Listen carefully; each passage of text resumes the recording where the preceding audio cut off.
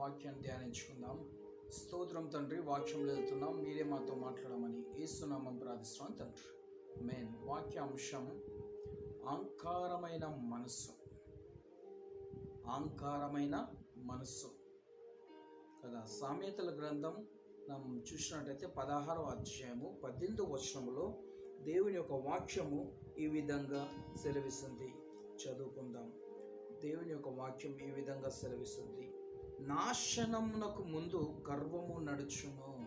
నాశనమునకు ముందు గర్వము నడుచును.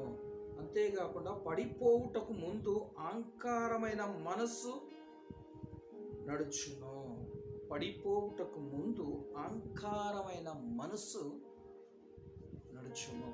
అందుకోసమే దేవుని యొక్క వాక్యము సెలవిస్తూ ఉన్నది. హల్లెలూయా. అహంకారమైన మనస్సు, మనుషుల అహంకారముతో, గర్వముతో, అహంకారంతో, అహంభావముతో ఉంటూ మరి నాశనమునకు ముందు గర్వము నడుచును. పడిపోవుటకు ముందు అహంకారమైన మనస్సు కదా. చూడండి, ఉచ్చిలి అంటారు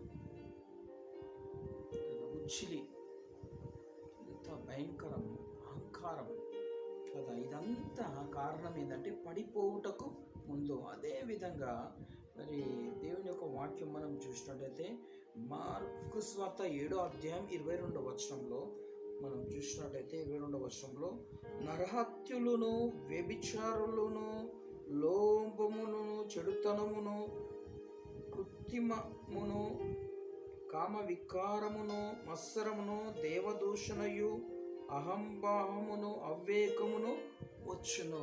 దీని వలన అంటే అహంకారం వలన ఇవన్నీ సంభవిస్తుంది. నరహత్యను, వ్యభిచారమును, లోభమును, చెడుతనమును, కృత్రిమమును, కామ వికారమును, మత్సరమును, దేవదూషణ, అహంభావము, వివేకం ఇవన్నీ వస్తాయి.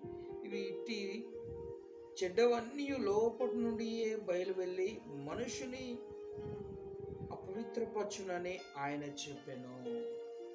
యేసు ప్రభుల వారు ఇవి లోపటి నుండి వచ్చి మనుషులు ఏం చేస్తుందంటే అపవిత్రపరుస్తూ ఉన్నవి. అంతేకాకుండా దేవుడి యొక్క వాక్యం సెలవుస్తుంది. యెషయా గ్రంథము 2వ అధ్యాయము 17వ వచనం మనం చూసినట్టయితే యెషయా గ్రంథం 2వ అధ్యాయం 17వ వచనంలో అప్పుడు నరుల అహంకారము అనగదొక్కబడును, మనుషుల గర్వము తగ్గింపబడును. అప్పుడు నరుల అహంకారమును అనగదొక్కబడును, నరుల అహంకారమును మరి అనగదొక్కబడును, మనుషుల గర్వము తగ్గింపబడును. ఆ దినమును యెహోవా మాత్రమే ఘనత వహించును. హల్లెలూయా. ఎప్పుడైతే అహంకారం అంతా తొక్కబడుతుందో, మనుషులు ఆ గర్వమును తగ్గింపబడునో, అప్పుడే ఎవరు మహిమ పొందుతారంటే యేసుక్రీస్తు ప్రభు మాత్రమే మహిమ పొందుతాడండి. మనం యేసు ప్రభును మహిమపరిచే విధంగా మనం ఉందుముగాక. యేసు ప్రభును మనం ఆరాధించే విధంగా మనం ఉందుముగాక. యేసయ్య మాటలు వింటూ ఆయన చిత్తమును మరి లోబడే విధంగా మనం ఉందుముగాక. ఇక్కడ అంటాడు 2 తిమోతి రాసిన పత్రిక 3వ అధ్యాయము 2 తిమోతికి రాసిన పత్రిక 3వ అధ్యాయము 2వ వచనంలో ఈ విధంగా రాయబడ్డది. నీవు అనేక సాక్షుల ఎదుట నా వలన వినిన సంగతులను ఇతరులకు బోధించుటకును సామర్థ్యం గల నమ్మకమైన మనుషులకు అప్పగించుము అంటాడు. దేవునికి స్తోత్రం. తిమోతికి రాస్తున్నాడు బోధ విషయంలో.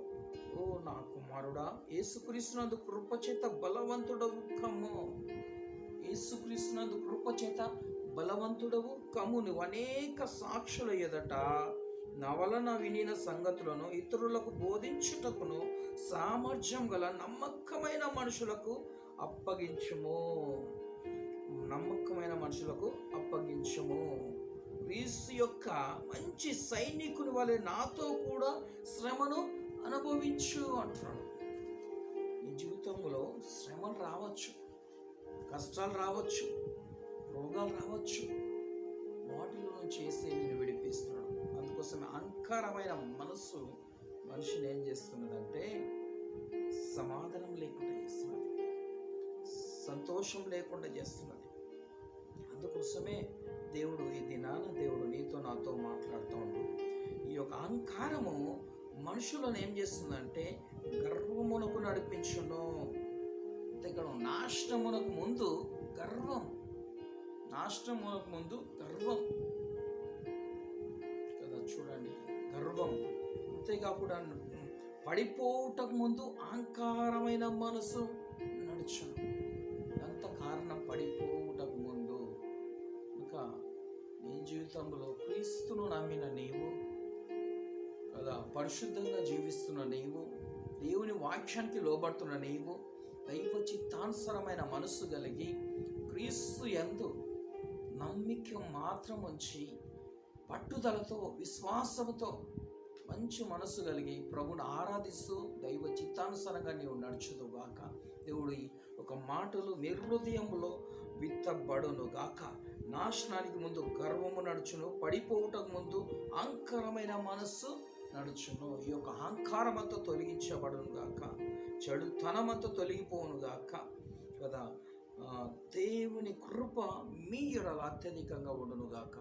ఆయన సన్నిధులను ఫలిస్తూ గొప్ప అభివృద్ధిగా పొందినట్లు దేవుడి వాక్యం చేత నువ్వు నడిపించబడదు గాక. దేవుడి మాటలు దీవించి ఆశీర్వదించను గాక. ప్రార్థన చేసుకుందాం. స్తోత్రం దేవా, పరిశుద్ధుడా, గొప్ప దేవా, నీకే వందనాలు చెల్లిస్తున్నాను తండ్రి. నీకే స్తోత్రం నాయన. అంతేకాకుండా ప్రభువా, నాశనమునకు ముందు గర్వము నడుచును, పడిపోవుటకు ముందు అహంకారమైన మనస్సు నడుచునని నీ వాక్యం సెలవిస్తూ ఉన్నది.